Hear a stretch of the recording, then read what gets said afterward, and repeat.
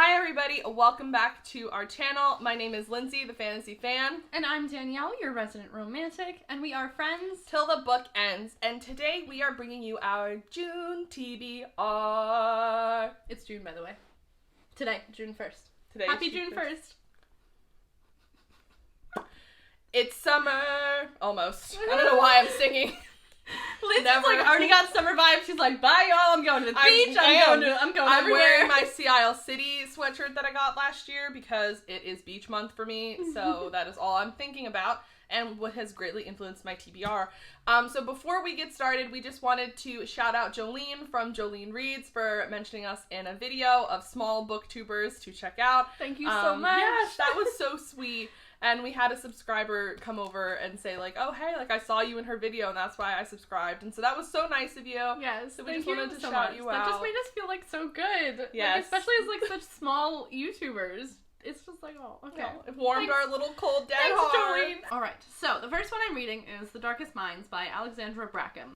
Lindsay recommended me I get this like a year ago, and I got it, but at the same time I was putting it off for some reason. The very brief synopsis on the back is that when Ruby turned 10, something happened, something negative, that made her parents go, whoa, you're not right in your head, you're not a good child, something's not right. And they sent her off to rehab.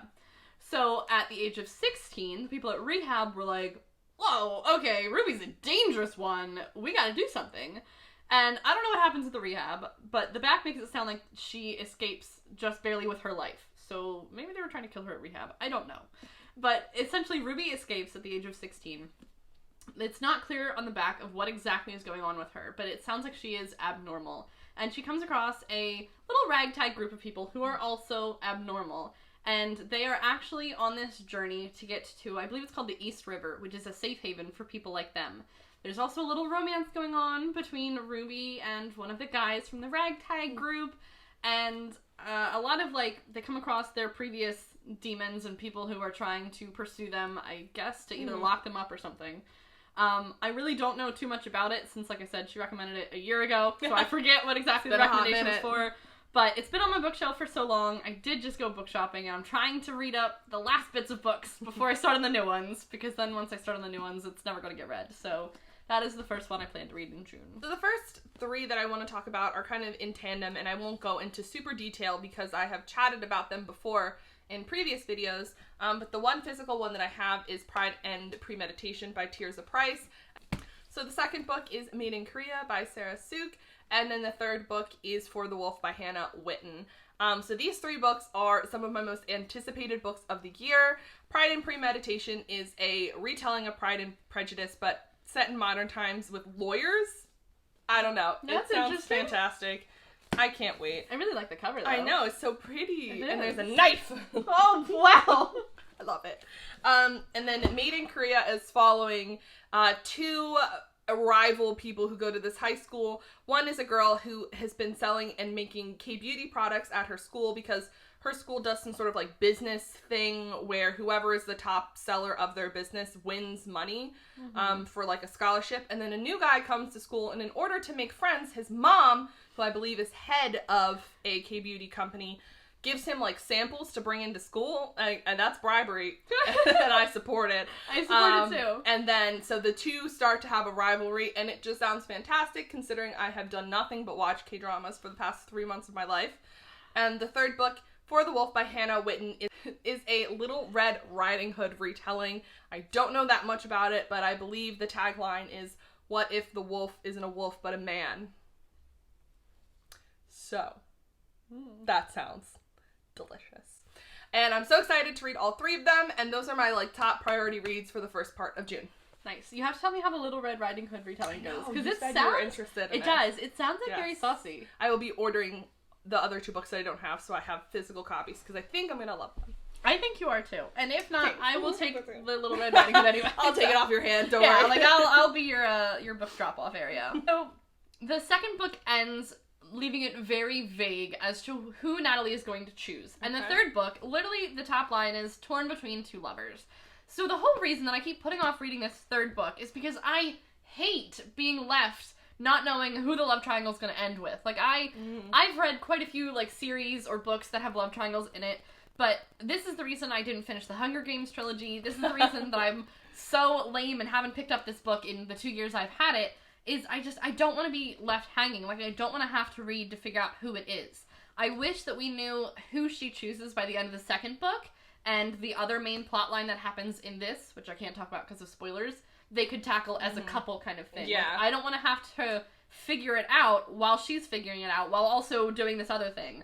So that is the reason that I've put off reading it for so long, and I can't have this unread on my shelf anymore. So I'm going to force myself to read it, even if I have to reread the other 2 books in the trilogy, because I have them, and I have to get through it. I might text you, Lindsay, going, I'm ready to give up. You gotta tell me to keep going. I need to find out what's going on, so you're going to have to be my support system for that. Okay. So the next book that I want to pick up in June is The Infinity Quartz by Kemi Bowman, which also has a fantastic cover. Sorry for the glare. I do like the dominant red and black vibes. Yes, it's so cool. It's very alluring and seductive. Ooh, alluring. I like that. So in this book we're following, I think her name is either Nami. I think it's Nami. We're following Nami, who just graduated high school. She's got everything going for her, and she's on her way to this like end of the year party when she's murdered. What? And what happens to people in this world when they are murdered is that their conscious is uploaded to like this collective thought cloud thing. Oh. Trippy. Yes, called the Infinity Quartz, I believe. And when she's there, she quickly discovers that Ophelia, who is kind of the artificial intelligence that runs the afterlife, has taken it over and is hell-bent on, like, destroying humanity. Oh. So it's up to her to kind of stop Ophelia, save the world, and also I think there's a romance, but I don't know how that's gonna work if she's just a consciousness. I'm confused, but intrigued. I heard a lot of hype about this book, but it came out maybe... When did it come out? It came out recently, and I haven't heard anybody who's read it yet and reviewed it. So... I'm curious to see what I think about it. So, yeah, in June I would like to get to this. Right. So the next one I'm going to make myself read in June is The Shameless King by Maya Hughes. Okay. So if you saw our other video, this was one that we did a blind date on. I got it because I thought Lindsay would enjoy it. She did not enjoy it as much as I thought she would. Danielle didn't really enjoy the book that I picked for her either, so it was equal. Just want to point that out. No, I was just saying I let you down. I let you down too. It's okay. We both let ourselves down. We're both at the bottom, but it's okay. We're here together. Now we're here. So, since we both did not like the book that we gave each other, we swapped because I just took those books back. We did. I knew I was gonna like this, and she gave me Poison Study, and she knew she was gonna like that. So we just book traded. So this is a book. I'm not gonna go too into detail because we already talked about it. But essentially, it is an adult romance between Declan and McKenna. They are both in college. McKenna has recently transferred and gotten placed right next to him in one of the classes. They have to be partners. Apparently, this big blow-up happened between McKenna and Declan in high school. And ever since then, McKenna's like, I hate you, steer clear of me. And he's like, I'm a playboy, but like, you can make me, that's a one-track lane right there. I'm ready to go down that. I don't know what I'm talking about. Whatever the kids say these days. And Declan's like, I have 1 semester to convince her. That thawed her cold heart. So it's set up like that. Based off of Lindsay's review, it does sound like there might be some plot holes or something like that. I am going to go into it with open minds, though. Because there are... Open hearts, open minds. Yes. Open everything. Open arms for this book. So, who knows? Maybe I'm going to have a totally different take on it. I hope you do. See. I told myself I'd read it right after the blind date thing, and then I got distracted with, like, a JLA book. So. Yeah. Okay, so the next grouping of books, I'm just grouping books based on events that are happening in my summer. Okay. But I'm going to the beach as previously established, which I'm very excited and in desperate need of a vacation. And when I'm at the beach, I read like nobody's business. Like, I almost read a book a day because I read physical books and I listen to audiobooks. So the 3 physical books that I'm planning on bringing with me that I currently own are Warcross by Marie Lu, Daughter of the Pirate King by Trisha Levenseller, and Sirius Moonlight by Jen Bennett. Yes, so Danielle is very excited that I have finally picked up Warcross by Marie Lu because this was a 5-star book. Yes, this was when we did a TBR swap, and it was originally on her TBR a few months ago, and I read it, and I was such a huge fan. I gave it a 6 out of 5, if that's legally possible. Right. And I've been, like, waiting for her to read it just as much as she's been waiting for me to read the new books by Jennifer L. Armentrout. we've been egerly awaiting. Yes. So read it. Tell me what you think. I will. Thank you. I think we're following a girl named Amika. Amika Chen. Danielle knows this by heart. I listened to the audiobook, and there's quite a few times where they call her, and it's like, Amika Chen. Amika Chen. Who's a bounty hunter, and she hacks into a game only to accidentally glitch herself into it, and she becomes like an overnight sensation. And we're kind of following her from there as she gets a call from the game's creator, who's a young billionaire. Hideo Tamaka. I'm just gonna let you fill in the blank. Think I will. Where she's whisked off to Tokyo in a world of fame and fortune. So I think that this sounds really good. Danielle obviously was into it. So I honestly just want to go and reread it now, even though it's been a couple months. Like I still know everything that happened. Well, hopefully I love it as much as Danielle does. I would be sad if kind of have a track record with Marie Lu. Like I loved Sky Hunter by her, but I was so indifferent about the Legend series by her. So I'm kind of like, where will this fall? So, Sirius Moonlight is a Jen Bennett book. Danielle and I were discussing how basically we have become Jen Bennett's like new fan club. Yes. She can do no wrong. And Quickly Rising is our favorite author. Yes. And she is the perfect summer read kind of book situation. Yes. Sirius Moonlight is her only book that I have not read. In this one, we're following Birdie, who is a mystery book lover. She was raised in isolation. She was homeschooled by strict grandparents. Oh. But she takes a summer job before college working at a hotel in Seattle where she meets Danielle, who volunteers as a guide. And they kind of have some things going on. And so I anticipate absolutely adoring it. And then this last book that I'm bringing to the beach is Daughter of Pirate King by Trisha Levenseller. Trisha Levenseller is another one that I have a hit and miss relationship with because I was obsessed with her one book called The Shadows Between Us. I gave that one a 5 out of 5 stars. But then I read Warrior of the Wild and I gave it a 3 out of 5 stars. And actually, most recently, I read Blade of Secrets, which just came out, and that one was also a 3 out of 5. So this one, I've heard the best things about, though. Like, most people seem to like it. So it's about a girl who's sent on a mission to retrieve an ancient hidden map, the key to a legendary treasure trove. Her name is Alosa? That's a strange name. And she joins a ruthless pirate crew. That's all I know. But I've heard really good things, and it's beach themed, so I was like, what better place to read it than the beach? Yeah. Alright, so the next one I'm going to try to read is Wuthering Heights by Emily Bronte. Good luck. I know, you were not a fan of this one. I dropped it. You DNF'd it. How far in do you think would you have been to DNF it? That is 35%? 30-40%? Too bad. I'm gonna be honest. So first of all, I feel like a lot of like high schools in America, a part of the English curriculum would have been one of these books. This was never part of a curriculum for me. I read Shakespeare. I read what was it? Oedipus? Anyway, so we've talked about a lot of things in my English classes, but never Emily Bronte or the Bronte sisters. So I'm gonna make myself read this classic. There is no synopses on the back. There is no synopses inside of it. I tried to Google the synopses, and even that synopses was really weird. Yes, because it's sold as a love story, but it is really a revenge story and a toxic relationship story. But that's the thing, though. Even, like, the synopses online didn't even cover any kind of romance that was going on. Like, all that I got online... Kathy and Heathcliff. Well, don't spoil it. I'm not. There's a girl named Kathy. How was I supposed to know? Because she's the main character. There's no synopsis. Okay. Anyway, so the very brief synopsis I got online was that apparently you're in, like, the English moors, and there are two families, and there's some kind of tiff they get in between the families, and I think they mentioned their adoptive son, Heathcliff. And that's all I've gotten. And there's also apparently a love romance between Heathcliff and Kathy, which I have just found out. So we're gonna read it. I hope you like it more than I like it. I hope I do going too. into it knowing that it's not like a beautiful love story. Right. Which is, honestly, the synopses never set me up for that, so I think that's actually a good thing to start my foot off like that, but I'm thrilled to read another classic, so we're gonna see how that goes. The next book that I think would be a really fun kind of summary read is Counting Down With You by Tashi Buyan. This one sounds so cute. So essentially we're following our main character named Karina, who like is an academic nerd, much like myself. So her whole goal is to just keep her head down, graduate, and like leave her house and follow her parents' rules. And so her parents go abroad to Bangladesh for 4 weeks, and so she's like, oh, I'm going to get some peace and quiet away from all the family stuff.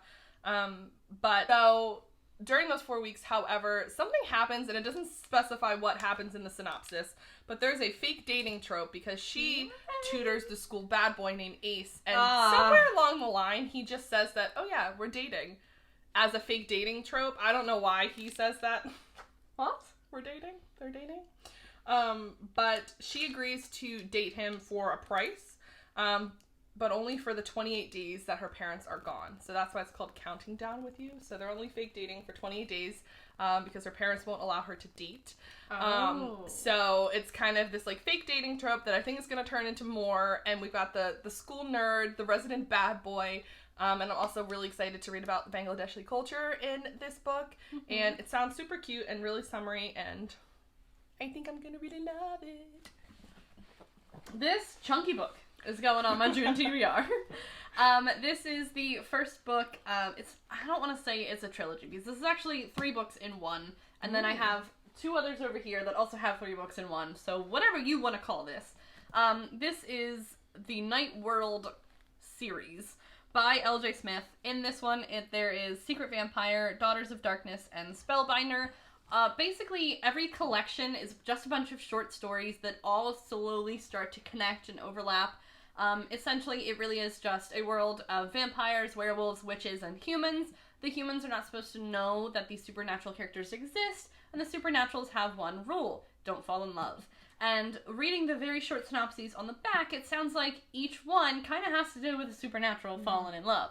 So there's really not a lot of synopses that I have for each one. However, supernaturals in love is all I really ask for in life. It's like your brand. Right, exactly.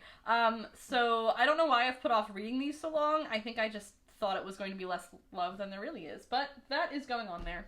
Okay, so the next one that I want to chat about is an audiobook that I'm really excited to get. And that is Finley Donovan is Killing It. And this is a book that I feel like has become very popular in a very short time because I put myself on the waiting list like when it immediately came out, and it was already a 12-week wait for the audiobook on Libby. And essentially we're following this writer named Finley Donovan who writes these like cozy murder mystery crime novels. And so she's meeting her publisher or her editor or somebody like that in like a Panera. And while she's there, she's like talking about how in her book this is how her main character is going to solve the murder of this person or whatever. And somebody overhears her and thinks that she's a contracted killer, like a killer for hire. And so she hires her to kill her husband. Oh no! And Finley Donovan is like, I need the money. I'm gonna do it. So it's supposed to be kind of like funny and quirky, and like as this woman who's just an author who writes murder mysteries now has to be like the mastermind behind a crime. I have a question. Yes. / suggestion. Can the murder lady, book writer, fall in love with the husband she's supposed to kill? Like, that would be I don't know. Plot twist. Please tell me that happens. I will tell you. I petition for that. It sounds so good, and I've heard the audiobook's really fun, and I can't wait to read it, because it just sounds like it's going to have you cracking up during it. Yeah, that sounds hilarious. I can't wait. Alright, so the next one I'm going to read, my nonfiction pick of the month, was thankfully donated by Lindsay. Her and I were actually just talking about books, and she said she recently read Radium Girls by Kate Moore. Brief synopsis of it is it's actually looking at women back in the day used to paint little numbers and symbols on different dials using radium. And the way that they're supposed to do it is they lick their brush, they dip it in radium, and they paint. And so they're constantly ingesting radium, and they were lied to. They said the people who were setting them up for the job were like, yeah, there's no harm in this radium, you're actually gonna get benefits from it, it's like really great for your health, and of course they get paid really well for it too. And as you go through the book, these women are getting sick and they're dying off, and so it's kind of sounds like a fascinating look at how women kind of got put on these shitty jobs, but it was also not their normal women roles. And I'm not sure how it's going to end, but it sounds like there also might be maybe kind of an activist or like rights definitely feeling going on around it. So I'm glad that you talked about that, because I'm going to go ahead and pick that up. Super good. So the last book that is on my official TBR, now this is all subject to change because we all know that I have been in this weird like slumpy situation for the past couple months. So I'm going to just mood read as I feel like it. But the last book that I really want to get to in the month of June is Angels and Demons by Dan Brown. So this reminds me very much of National Treasure which is one of my most favoritist movies of all times. Nick Cage is a gem. And that is a masterpiece of a movie. But essentially, I believe we're following this guy who, like, goes and solves ancient mysteries. Okay. That's all I really know. So, like, kind of like unsolved murders, but, like, just mysteries in general? Kind of like, very much in the style of, like, historical things that have happened. Very much your vibe. It's very much my vibe. I don't know too much about it. I know that Angels and Demons is the first book, but the second book is the Da Vinci Code, which is more famous than the first book. Yeah, I've heard of that one. I must read things in order because that is how I am. I've heard that you don't have to read them in order, but I must because of who I am. I will repeat. So in order to get to the Da Vinci Code, I need to read Angels and Demons. So that is something that I really want to get to in June. It also just sounds like it would kind of be fun because it gives me like adventure vibes. Yeah. Which is summery while I'm sitting on my couch. So adventurous. So the last one that we're going to talk about today is going to be my book club pick that we're going to talk about probably in the upcoming week or two. I chose Like a Love Story by Abdi Nazemian. I think I pronounced that correctly. Alright, so this book takes place in 1989. It is very much during the rise of, I'm sorry if I'm phrasing it wrong, but the AIDS movement, would you say? Or like the AIDS epidemic that is happening at that time. And you're focusing on three main characters. You have Reza, R-E-Z-A. I don't know if I'm pronouncing that right, but that's how I would pronounce that. So he has recently moved to America. He is very much in the closet. He has realized he is gay, but he is very afraid of AIDS, and it almost gives you the vibe of, well, if I'm even thinking gay thoughts, like that's gonna happen to me. I'm gonna die eventually because of this. And he has that to deal with. So he's very much in the closet, and he starts to date this female named Judy. Judy is best friends with Art, and Art is very out and proud and gay. And it kind of turns into this love triangle between the two. Or three, duh, that's how many sides are on a triangle.